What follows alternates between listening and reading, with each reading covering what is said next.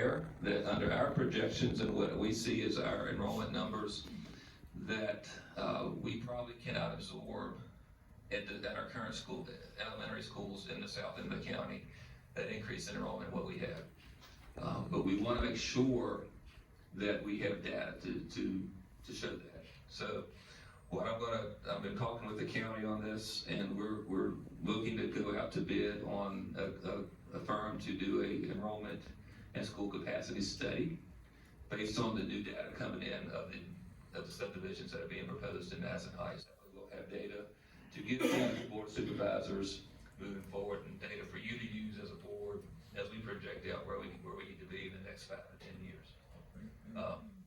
Right now we're okay, but if these things start really happening and they really get developed, we know that we'll need probably a new school somewhere in the south end of the county, if everything comes to full strength as they have been proposed. But I want to have somebody to look at that besides just me doing that analysis, like they have an outside firm that's just licensed to do that analysis. So we'll be talking to you and talking with the county about that moving forward. And then looking at the funding for it, we'll have to probably have to pull some money from our CIP or from our budget, and also I'll be talking to the county about, can we kind of split the cost on that a little bit, since it kind of is beneficial for both of us to have this study. But that's more to come. But along those lines, if we do have to build a school, there has been a proposal by the developer up in Town Center to donate some land to the school division to build a school. I think that's important. It works for the audience, it doesn't work for them. So under block 12, you can see block 12 in lighter green shaded section. Right there, I don't know if y'all can see that or not, the cursor. So that is about 18 acres of land that has been proposed to be donated to the school system. Not sold to the school system, but donated to the school system for the sole purpose of building a school. We would not be allowed, we have not actually done any paperwork on this yet, it's all been in conversation, but we understand it'll be used for the school. We couldn't take that land and then sell it ourselves and profit off of it, or build something else on it other than a school if we were to build a school there. So that will be the concept. If at some point we don't decide to build a school, or we don't see the need for the school, then we would work out with the developer to, the land would revert back to the developer in some capacity, as opposed to just sitting there vacant.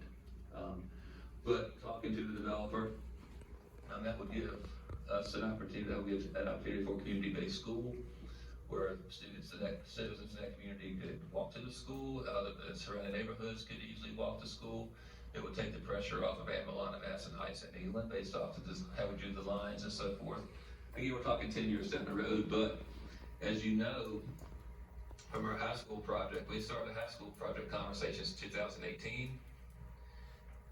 It'll be 2025 before it's really finished, and that's a 7-year process. So if we start the conversation now, it'll be here before we know it. So we need to start thinking about this. We can't wait until 8 years from now or 9 years from now to start having a conversation. The conversation has to start now, so that when we do get to the point where we need it, we've already had those conversations, so we can start moving that direction. So again, it's